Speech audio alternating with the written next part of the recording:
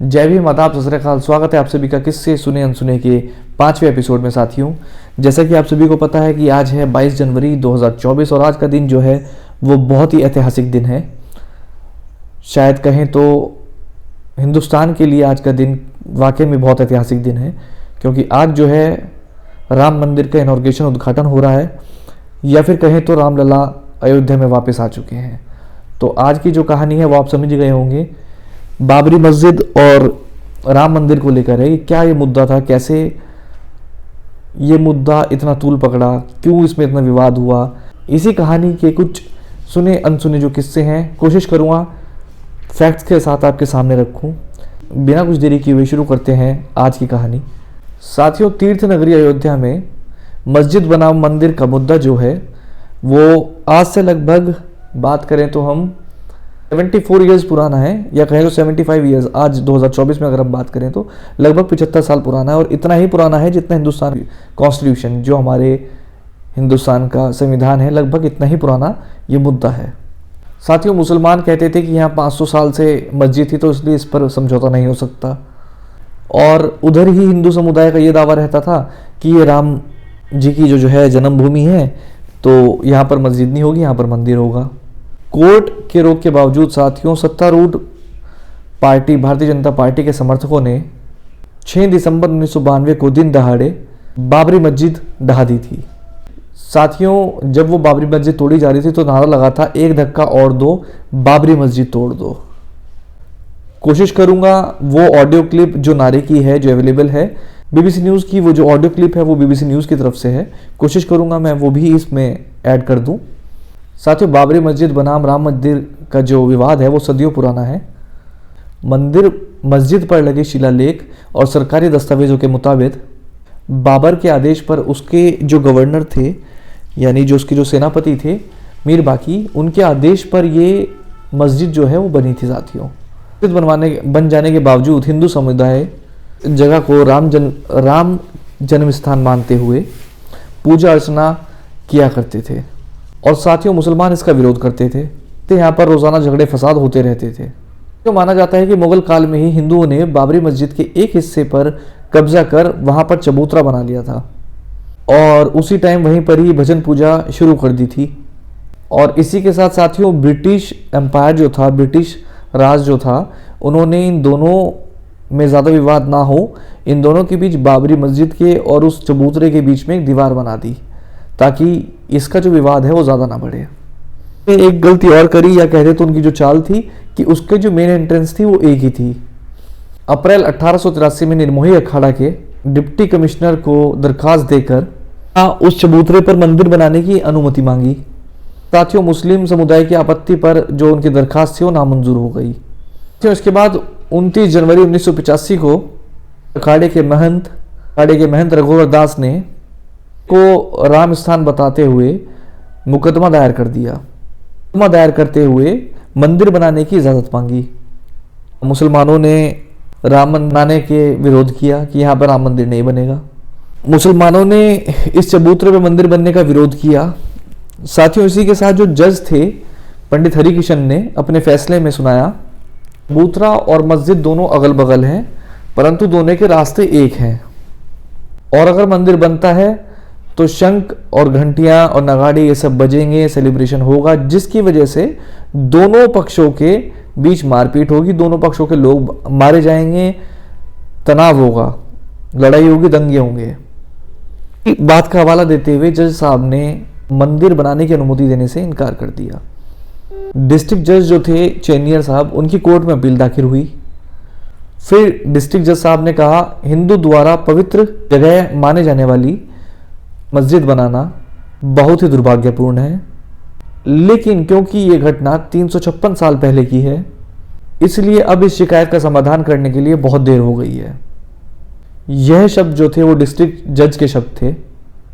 निर्मोही अखाड़ा ने इसके बाद अवध के जुडिशल कमिश्नर WN की अदालत में दूसरी अपील की।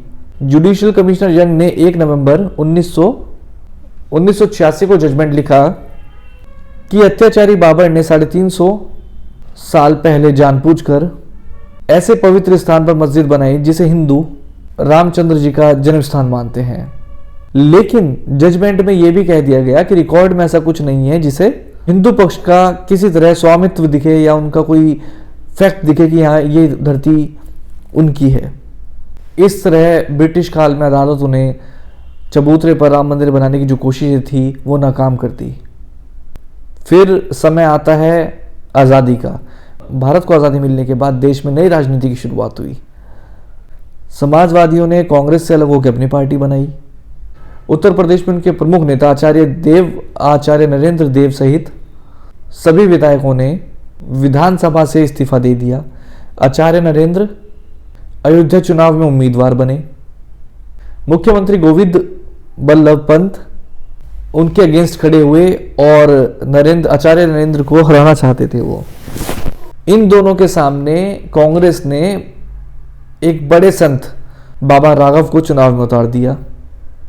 इस तरह साथियों पहली बार अयोध्या में चुनाव हुआ और जो राम मंदिर निर्माण था वह इसका राजनीतिक मुद्दा बना जिसे जोरों शोरों से उठाया गया। कांग्रेस ने आचार्य नरेंद्र देव को राम मंदिर के ना बनने के अगेंस्ट में मतलब उनका नेगेटिव जो चेहरा था वो पेश कर दिया कि ये राम मंदिर ना बने इसके फेवर में है, ये चाहते हैं कि यहाँ पर राम मंदिर ना बने।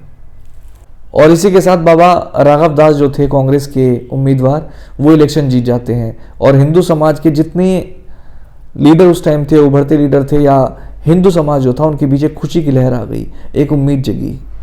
साधुओं ने जुलाई 1950 में उत्तर प्रदेश सरकार को पत्र लिखा और उस पत्र में लिखा था कि हम लोग फिर से मंदिर निर्माण करना चाहते हैं, आप हमें कृपया करके इसकी अनुमति दें। सिटी मजिस्ट्रेट ने सिफारिश किया कि ये ज़मीन जो है नजुल की ज़मीन है और यहाँ अनुमति दी जा सकती है। अयोध्या के हिंदू बैरागियों ने अगले महीने 24 नवंबर 1949 से मस्जिद के सामने चबूतरे को अच्छे से साफ करके वहाँ एकदम साफ सफाई करके भव्य कीर्तन शुरू किया, रामपाठ शुरू करे और एक बहुत बड़ा जलाभिषेक का प्रोग्राम रखा गया। ये सब काम उन्होंने किए और साथियों ये जब उन्होंने वहाँ पे पाठ पढ़े, भव्य समारोह किया तो वहाँ पर बहुत ही भीड़ जुटी, बहुत ही ज़्यादा भीड़ जुटी। जब ये सब हुआ तो सरकार को लगा कि झगड़ा बढ़ सकता है या झगड़ा हो सकता है। सरकार ने वहाँ एक पुलिस चौकी बना दी और साथ ही सुरक्षा के लिए अर्धसैनिक बल और पीएससी वगैरह सब तैनात कर दी गई। वहाँ पर पुलिस और पीएससी के तैनात होने के बावजूद 22 दिसंबर की रात को निर्वाणी अखाड़े के साधु अभयराम दास और उनके साथियों ने राम जानकी और लक्ष्मण की मूर्तियां मस्जिद के अंदर रख दी। ये सब जो मैं आपको बता रहा हूँ ये ऑन रिकॉर्ड है साथियों। बीबीसी न्यूज़ के एक इंटरव्यू में ये बताया गया है, एक चश्मदीद गवाह के थ्रू ये सब चीज़ें, उनका पूरा स्टेटमेंट जो है वो ऑन रिकॉर्ड है। खैर अपनी कहानी को आगे शुरू करते हुए फिर निर्मोही अखाड़े के जो ये थे प्रचार किया कि चमत्कार से वहाँ पर मूर्तियाँ अपने जन्म स्थान पर वापस पहुँच गई हैं। कहा जाता है साथियों कि अभयराम की इस योजना को गुप्त तरीके से फैजाबाद के कलेक्टर के.आर. नायर का आशीर्वाद प्राप्त था। पुलिस ने साथियों अयोध्या कोतवाली में एक मुकदमा दर्ज किया गया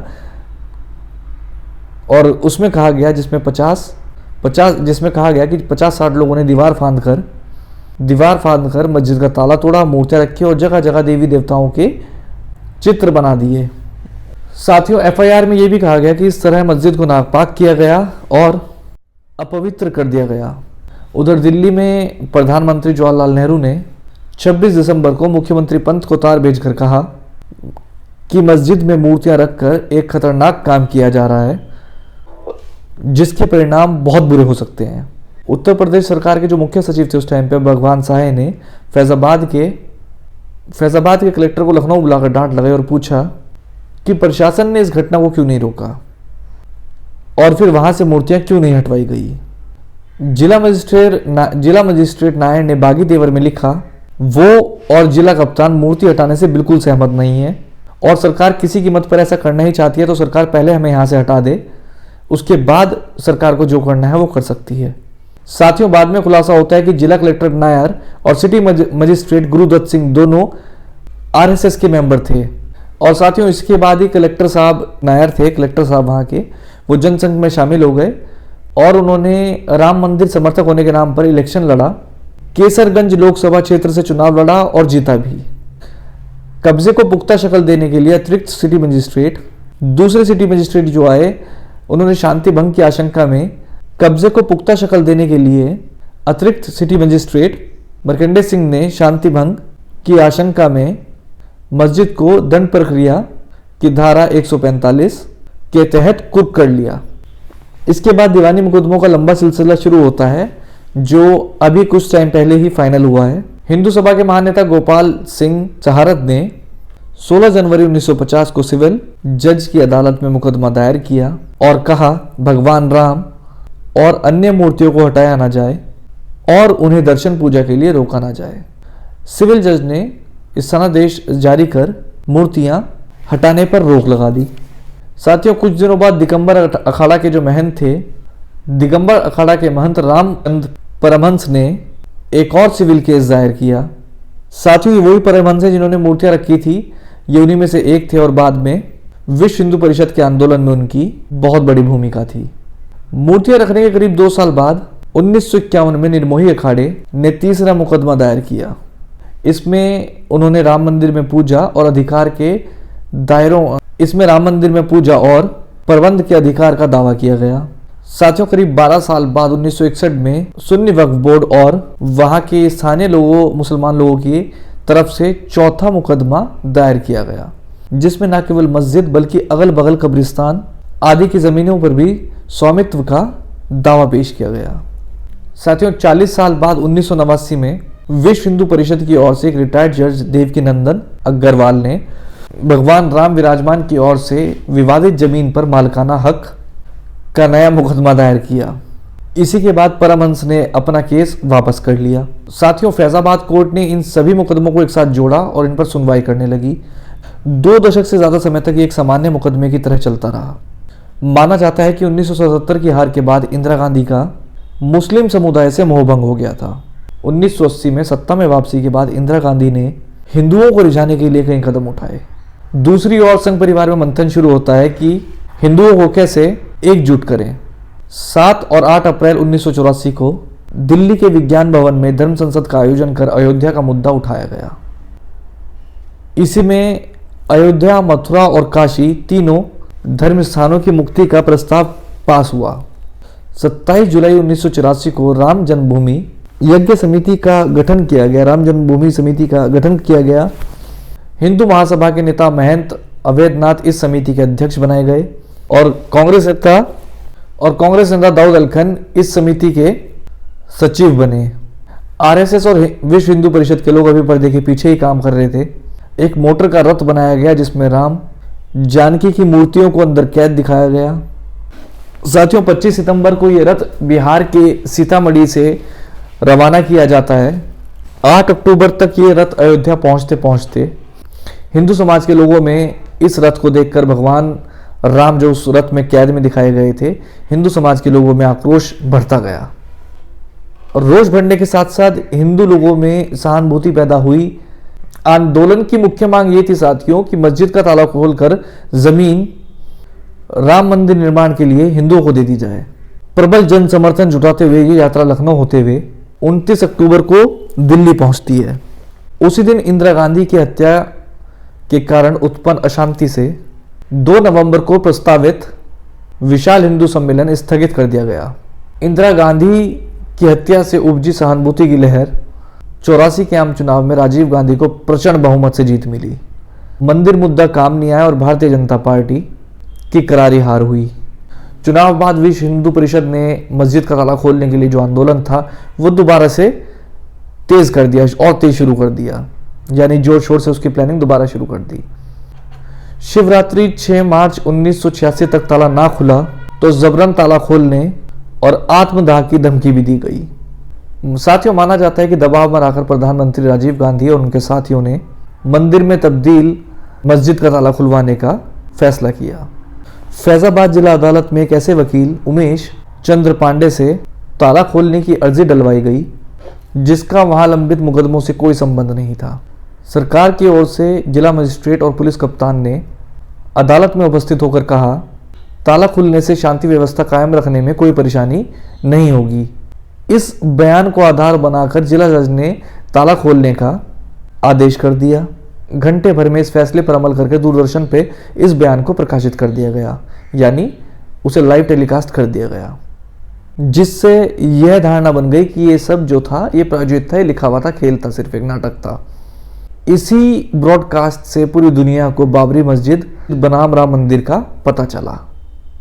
प्रतिक्रिया में मुस्लिम समाज ने मस्जिद की रक्षा के लिए बाबरी मस्जिद संघर्ष समिति का गठन किया और जवाबी आंदोलन चालू किया।